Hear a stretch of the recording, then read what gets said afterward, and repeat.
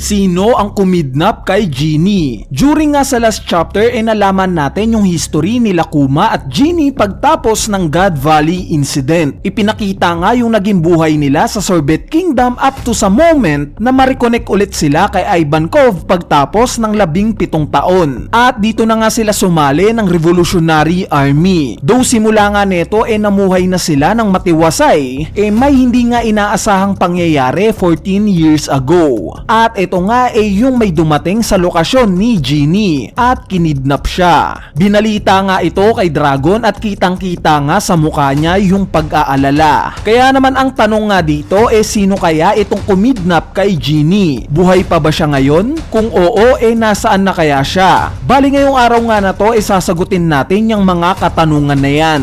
Aalamin nga natin kung sino ba talaga ang kumidnap kay Genie at kung ano kaya probably ang rason kung bakit siya ang tinarget. So ang unang ang candidate natin sa kung sino itong possible na kumidnap kay Genie itong mga Cyberpol agents. Specifically itong CP0. Sa mga magtatanong nga kung nag-e-exist na ba itong CP0 during 14 years ago ang sagot nga dito oo. In fact as far as 63 years ago nga alam na nating nag-e-exist sila. Since nakita nga natin sila during sa flashback ni Big Mom. So logical nga na sila ang kumidnap kay Genie. Since pagkakataon nga ito ni Oda para i-reintroduce sila sa kwento at magkaroon tayo ng knowledge patungkol sa kung ano ba yung mga dati nilang ginawa bago natin sila makilala. Plus nabanggit na nga rin ni Dragon yung grupo nila na para bang may sort of history na sila noon pa. Kaya naman itong CP0 nga ang isa sa candidate natin na pwedeng kumidnap kay Genie. Ngayon mapunta naman tayo kay Gorosei Saturn. In last video nga inabanggit ko yung possibility na posibleng siya nga rin ang isa sa kumidnap kay Genie. Pero kung iisipin nga natin gumagalaw lang itong mga Gorosei once na matindi na yung sitwasyon. Gaya na itong pagpatay kay Dr. Vegapunk sa Egghead Island. Na dahil nga sa sobrang talino ni Vegapunk alam nga na itong mga Gorosei na may posibilidad pa rin na makatakas ito kung yung hanay lang ng Marines o mga Cyberpol agents ang huhuli sa kanya. Kaya nga nagtalaga sila ng isa sa mga Gorosei na pupunta, which is ito na nga si Saturn para masigurado itong mission na to. Ngayon kung i-a-apply nga natin itong senaryo na to kay Genie masasabi nga nating medyo malabong ang pumunta itong si Saturn sa lokasyon niya since hindi naman ipinakita na malala yung sitwasyon unlike kay Vegapunk ngayon. At isa pa kung isasamon nga itong si Gorosei Saturn syempre dun na sa pinakaulo, pinakapinuno ng Revolutionary Army na si Dragon. Kaya naman hindi nagme-make sense na pupunta pa siya kay Genie para lang kidnapin ito. So para sa akin nga mababa ang tsansa na itong kumidnap kay Genie si Gorosei Saturn. Anyway ngayon mapunta naman tayo sa sumunod nating candidate at ito nga si Current Fleet Admiral Sakazuki. So itong senaryo nga na to mag-uugat sa beef na meron sila ni Dragon. Dahil nga sa recent chapters na kinumpirma na ni Dragon na dati nga siyang miyembro ng Marines at currently nga magkaedad sila ni Sakazuki. Plus during Marineford War nga nakita nating gigil na gigil itong si Sakazuki kay Luffy dahil sa anak ito ni Dragon tumataas nga rin ang posibilidad na siya ang kumidnap kay Genie. Since base nga sa pagkakakilala natin kay Sakazuki masyado nga siyang ma-pride. Tulad na lang nung hindi niya napatay si Luffy sa Marineford War. Pagtapos nga ng event na to every time na ipapakita si Luffy sa balita kita nga natin yung gigil nitong si Sakazuki na para bang naaapakan yung pride niya dahil oo nga naman may pagkakataon nga siyang mapatay si Luffy pero hindi niya nagawa. Ang isa pang ang possible na rason sa kung bakit si Akainu ang pwedeng kumidnap kay Genie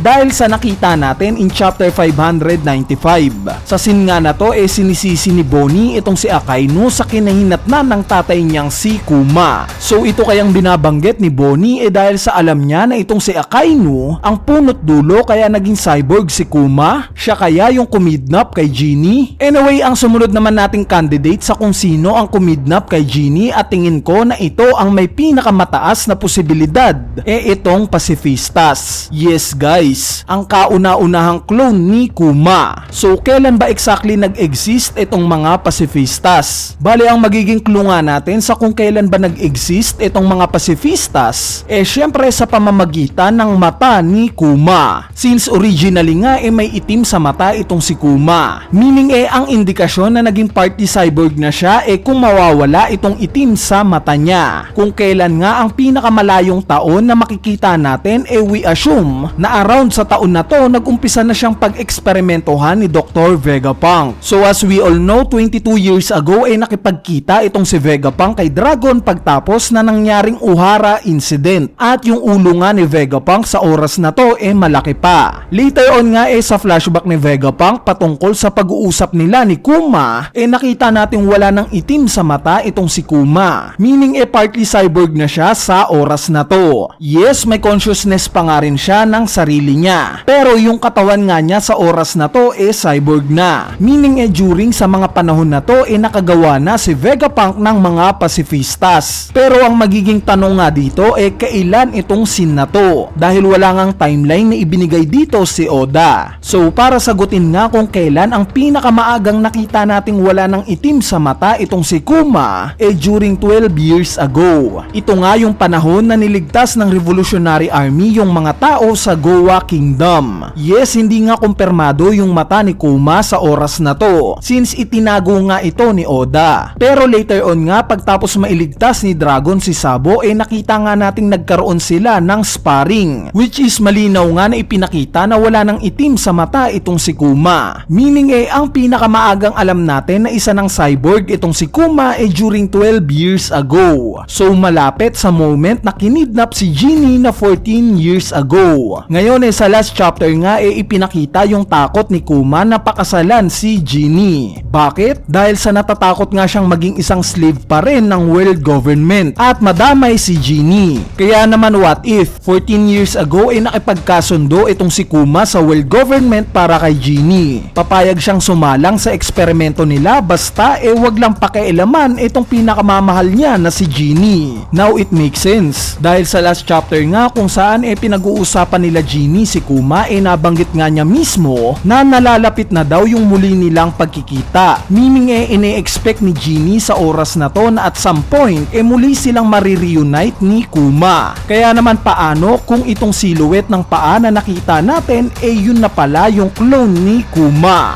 Ito na nga yung unang kopya ng pacifistas. Hindi nag-react itong grupo ni Genie sa pagdating neto dahil sa akala nila siya si Kuma. Kung iisipin nyo nakita na nga natin itong scene na to during Sabudi Archipelago Arc kung saan dumating nga itong isang pacifistas para labanan sila Luffy. At similar nga yung silhouette ng paa niya sa nakita natin sa last chapter. Hindi kaya gaya kay Bonnie na tinitignan itong mga pacifistas bilang totoo niyang tatay na si Kuma, ganito rin si Genie. Tinitignan niya itong unang pacifistas bilang totoong Kuma. Ito kaya ang rason kung bakit siya nakidnap? Anyway, ang huli naman nating candidate sa kumidnap kay Genie itong si Saint Figarland Garling. Unlike nga sa unang tatlo kong nabanggit na candidate natin, ito nga yung may pinakamababang tsansa. Pero dahil nga sa meron pa rin siyang motibo, isasama pa rin natin siya. Ang motibo nga nitong si Garling related kay Dragon. Dahil nga sa may knowledge itong si Dragon patungkol sa mga Holy Knights,